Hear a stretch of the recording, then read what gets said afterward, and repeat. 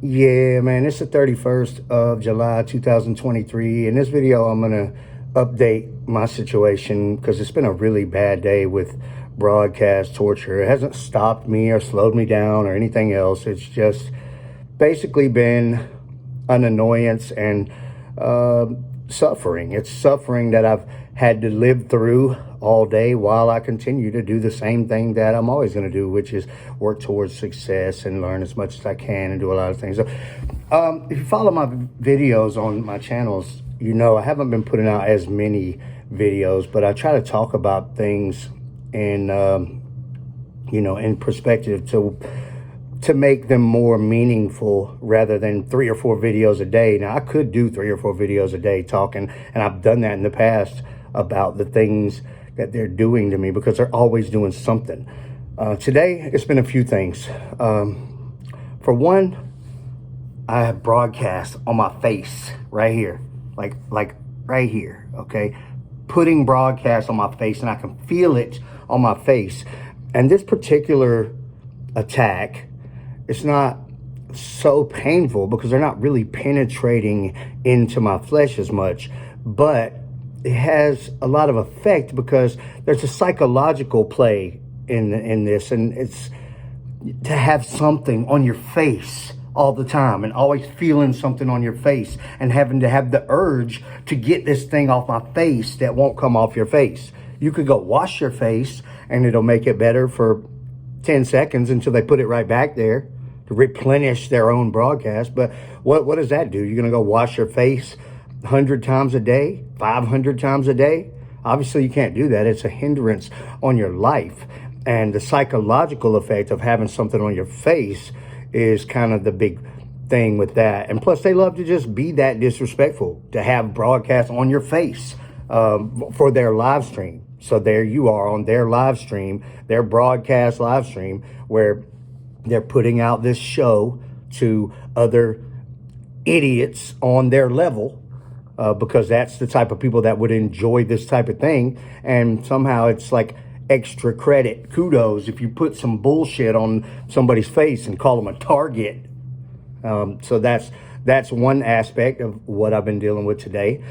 Another thing is, like I've talked about this so many times, but all up in here, right, in my neck and even where it like penetrates through my face into my mouth, and I can actually taste broadcast. It's like an electrical taste, and it somewhat burns, and it's disgusting, and it feels like it's burning you, drying out your mouth, and you're tasting electricity, and it'll like cause your gums to deteriorate and your teeth to become loose, and all kinds of horrible things can happen to you when they persist with this type of torture, which is exactly what it is. We could call it torture, and we can call it attempted murder. It feels like your neck's about to explode and rupture. They love to attack this side of my neck, all right here lately. That's what they've been doing the past few months. They've picked out that spot, and just like the previous few months, they were attacking my foot side. They still are attacking my foot, my right foot, but not as bad as they were. And God forbid, anytime I say that, that'll be the new torture of the day, the horrible torture of the day.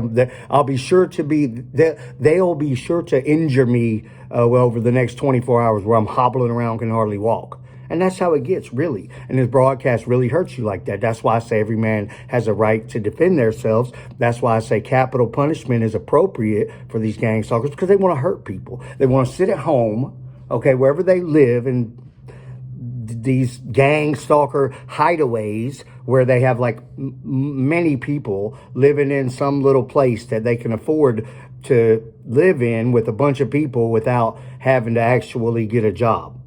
And they just sit around on mind control all the time, and this is the life that they've chosen. And it's not, I don't feel sorry for them. They're pathetic, but at the same time, it's like, what is it in their mind that like makes them feel great about themselves by hurting people and by trying to destroy someone else's life? And it's really a thing, like their life sucks and their life's nothing, and they want to try to make a name for themselves among other people whose life is nothing, by trying to destroy somebody who actually has potential and the possibility to have an unusually outstanding life.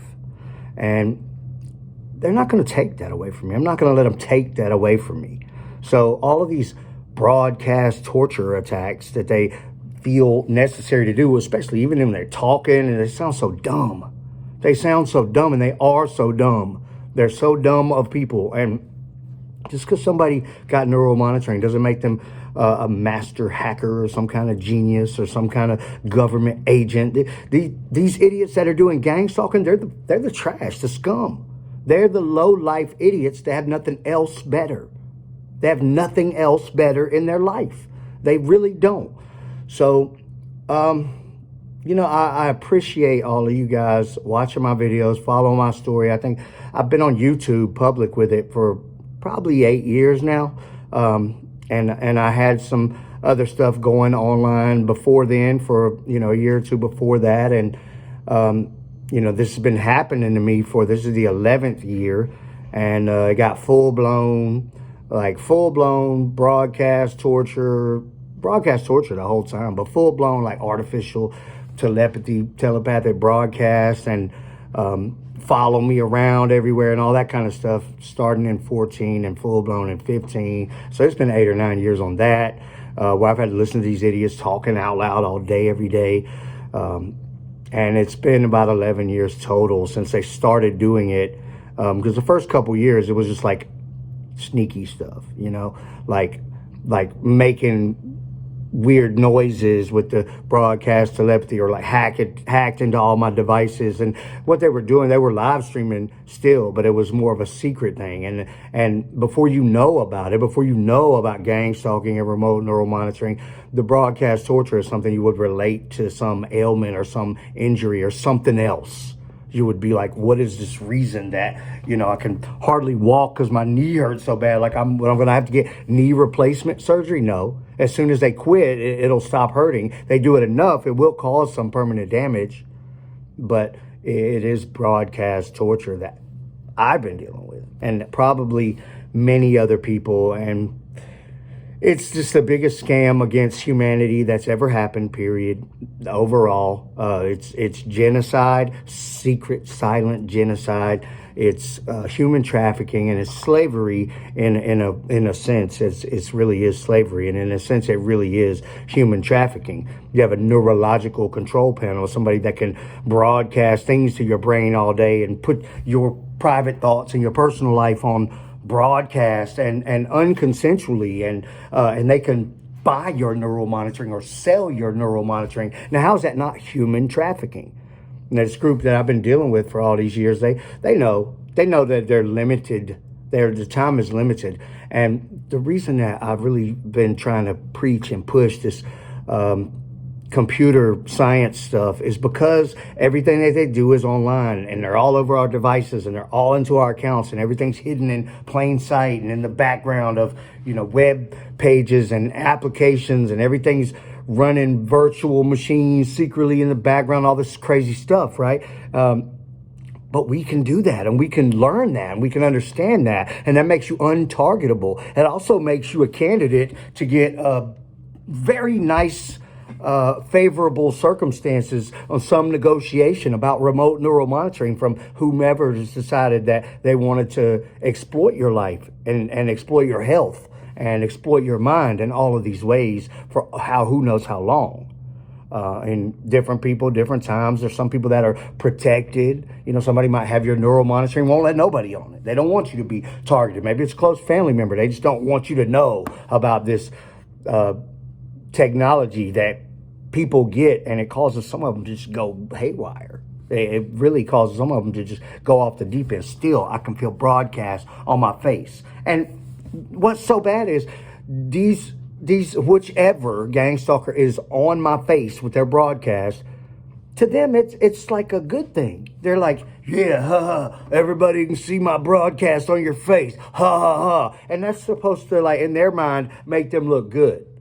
You know how it's like some people, they do stupid things and like they swear that it's so cool. And then if you start graduating through levels of actual coolness and actual success and like status as a person for real, then you start to like look back, and it's always looking back and saying, wow, that was dumb. I'll never do that again. And, you got some of these people that are like in this low life mentality and they're stuck there and they never get to the next level. And they always think that's cool and they need other low lives to high five with them. And that's who gang stalkers are. That's who gang stalkers are. And, why are you targeted? Why are you targeted? There's so many reasons you could be targeted. But if you're like me and you've had gang stalkers on your neural monitoring doing stuff and talking and running these live streams and won't go away for a decade or, 2, 3, 4, 5 years or more, they love your mind. They love the way your mind works. And they start to have this like personal vendetta against you because they're not you. They don't have a mind like you. They love your mind. They hate you for having it and that they don't have it. And then it becomes this thing where they're invested and they've got all this unconsensual content of your life, and they start building this catalog of your life and your neural monitoring. They start feeling like it's their possession, like a insane collector that's just become obsessive. And that's how it gets for them. And then they find themselves in a position where it becomes defensive if you start to have success. And oh no, what if he gets his neural monitoring? What are we gonna do? And they can't go away. They're trapped in it like you're trapped in it, because if they go away, then somebody else might get your neural monitoring. Somehow you may end up with it, and then what? You come after them. And they're scared, really. They're scared. And it's all this is going on. And shout out to my real, true, targeted people out there, all of the ones that come in the comments and say, that's exactly what I've been experiencing. You're the first person I've found that actually talking about that. Those are the exact, you're talking about my life.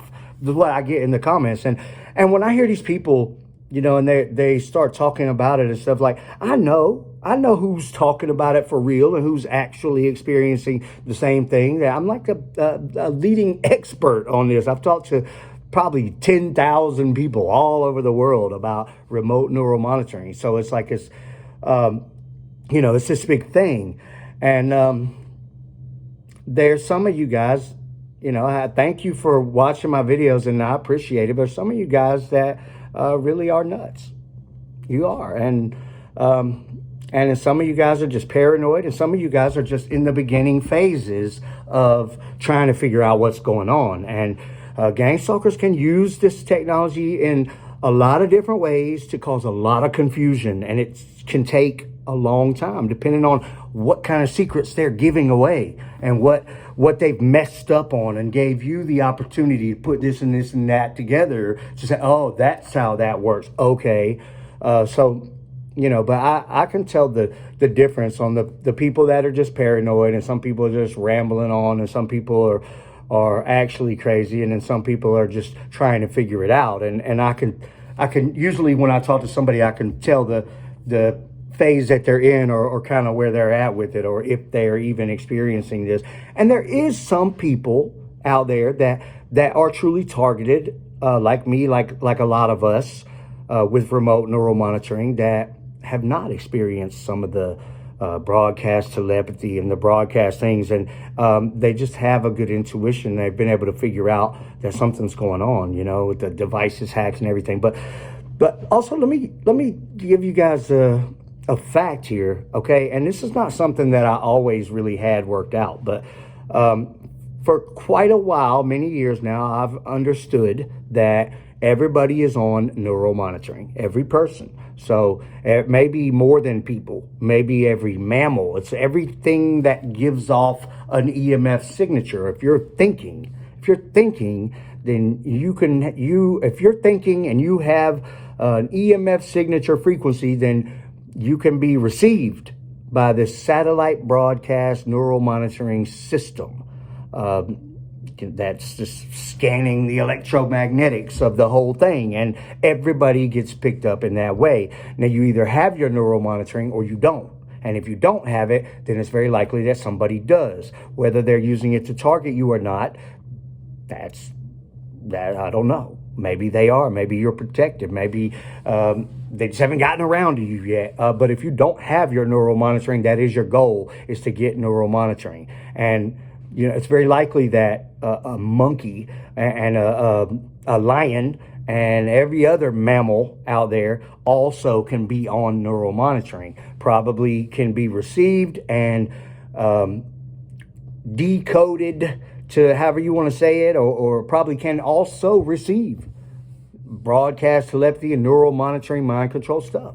And when I say decoded, don't get it mixed up and think like that it is very advanced, okay? But people say all these like terms like brain mapping and stuff like that, and that brain mapping, it's not really how it works. So there's neural monitoring, and there's a history of your life on your neural monitoring. I don't know how much of it's recorded, or if somebody has to set up a way to do recording of it or whatever. But when gang stalkers know your past or your dreams or your history or something like that, it's not because they're digging around in your memory. They might be digging around in the history of the neural monitoring of something that's been recorded previously, but otherwise they don't receive anything from you that you're not actively thinking. You have to be thinking it right now. You have to think it, and then they get it. And while you're contemplating something, they're on the edge of their seats waiting for that thought to hit them, because that's what they want. That's what they love.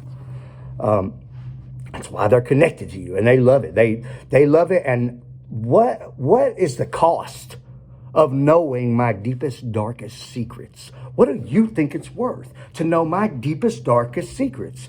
What do I think it's worth for you to know my deepest, darkest secrets unconsensually? What's it worth? I think it's worth a lot. I think it's worth many, many millions of dollars.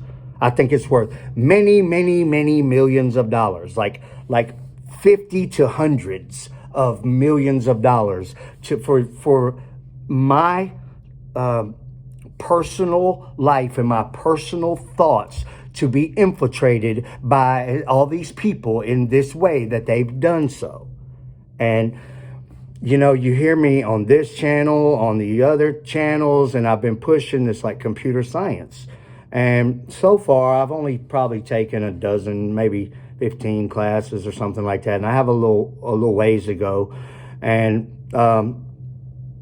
basically, I'm taking a computer programming degree, which is one of the computer science degrees offered by my college. And I want to give you a few things of advice, okay? One thing is that if you go to college,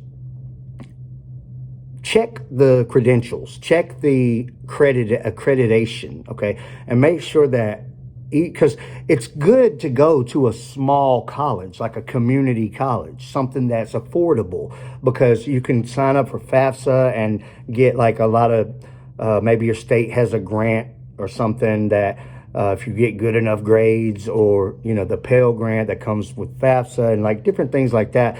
And you can basically go for free. You can pretty much go for free if you go to a local community college. If you go to, I'm from Georgia, so if you go to like Georgia Tech or UGA or something, of course not. It's going to cost you a ton of money. But you want to check the accreditation of where you're going and make sure that if you decide to transfer to UGA or some one of the big universities, then your accreditation is the same as the one that they have, and they will accept your credentials. So you can go there and, complete your bachelor's or complete a master's or something like that, and everything you've done previously. Because there's like all these TV commercials, come to this such and such university and all this stuff, and they're not real colleges. I mean, they teach you some stuff, might give you like some certificate or something, but it's not the real thing. And when I say the real thing, I think there's about 5 of them, and they're pretty much regional. And there's a few other ones that are like more prestigious, some of the like really expensive top-notch schools. But the basic accreditations are pretty much universal when you get the right ones. Okay, so make sure that you pick a college that has the appropriate accreditation. So if you want to transfer to whatever big university you like, it would be the same accreditation, and you could do that and have credit for your previous work in local community college, like for whatever degrees you've earned or whatever classes you've taken as part of a degree, and it's all transferable. So make sure that is the first thing that you want to take into consideration. The second thing is go ahead and do the FAFSA. FAFSA, it's the federal aid for students or whatever, and basically if you make probably less than $100,000 a year, they're going to pay for some of it, if not all of it, especially if you go to community college. And just for example, I don't want to throw too many numbers out there, but a typical class might be like anywhere from $800 to $1,500 at a local college, and they will pretty much pay for you to take 3 or 4 classes per semester without you having to come out of the pocket. Okay, so that's, and if you get, like in Georgia, where I live, you get the Hope Scholarship, and if you get good enough grades, like I think if you keep it above a 3 point something, which I'm way up there, you get the Hope Scholarship and you get FAFSA. So it's like you end up with like way more money than you need to take these local community college classes. So it's a good idea. And if all of us start, imagine thousands and thousands of targeted remote neural monitoring victims of gang stalking starting to become any kind of qualified in computer science and mobile application development and web development and network protocols or network forensics or network fundamentals, all of those things. The database stuff, it's all important and it all goes together. Cybersecurity. Okay. Let me tell you something else about those things. All right. So for example, I'm taking a programming degree, right? So when the programming degree, when I get close to the end, which I'm already more than halfway through, this programming degree. So when I get a little farther, I think I'm going to add a second degree and do like a double major. And at that point, I can take the second one because most of them have a lot of the same classes. So if I was to do like cybersecurity or web development or any of these other degrees, my programming degree is already got like half the classes, maybe even more, maybe less, maybe more, that these other degrees have. And so you take another degree and you get it for like half the classes because you've already taken half the classes. So you already have credit for those. So you end up with like 2 or 3 associate's degrees, and then you can go to like somewhere like the big boy school that costs a lot of money later when you're already starting to be established with a pretty decent job and stuff, and go and finish out your bachelor's or master's or whatever. And you could do that, and if you end up with 3 or 4 computer science degrees, you're going to know enough to do a lot of bad things to gang stalkers, to hold them accountable in ways that nobody ever has. And I'm going to try to lead the way on this. And, obviously I'm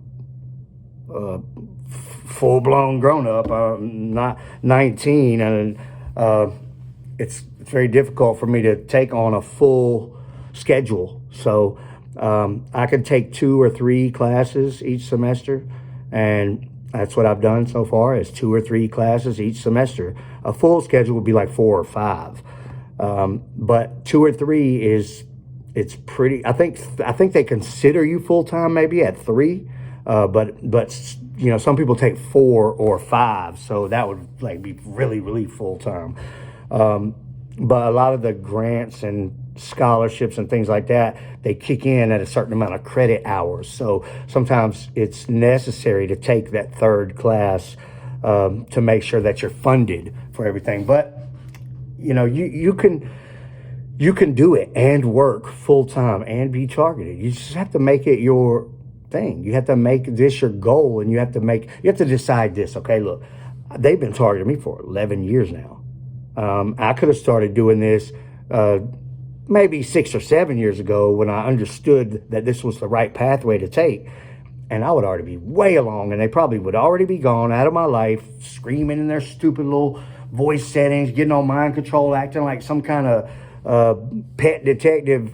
That's really how they act, man. They act like The Mask, really. Just the way they go haywire all the time, and it's because they're on mind control, living as broadcast. Got broadcast on my face right now. I mean, that's like high fives between them. That's what they think is really cool.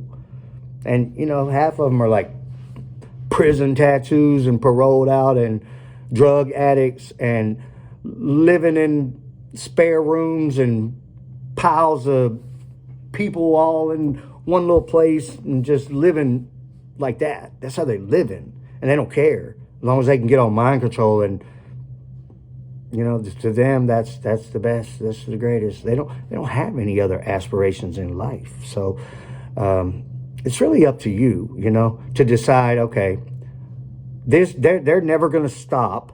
And if I want to take my life back, it's going to take me 5 years, you know. And if you drive into that for 5 years, you probably get to the 5-year mark and decide you want to do 5 more. But at the same time, you'll probably already be having so much success and so much knowledge that you might be able to get rid of them. You might be able to get your neuromonitoring. You might be able to get paid.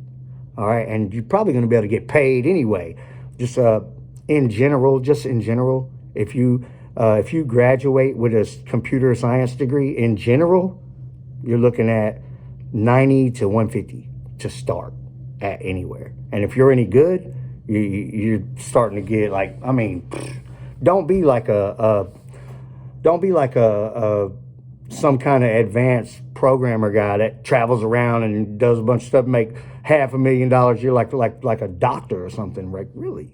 And you might enjoy it, but I know it sounds exhausting and it sounds out of reach, but it's very much in reach, and it's a process and it takes time. So every day, the more that they continue to motivate me, the more that I'm going to continue to put out these videos and to grow. And look, just in the last month, I've probably gotten somewhere between 250 and 300 subs, and probably 20 or 30,000 views, if you know, and that's putting out a minimal amount of videos. When I used to put out videos every day, I'll get like 40,000, 50,000 views a month, and 200-300 subs. But that was what I was doing then, and now I'm doing a lot more other things.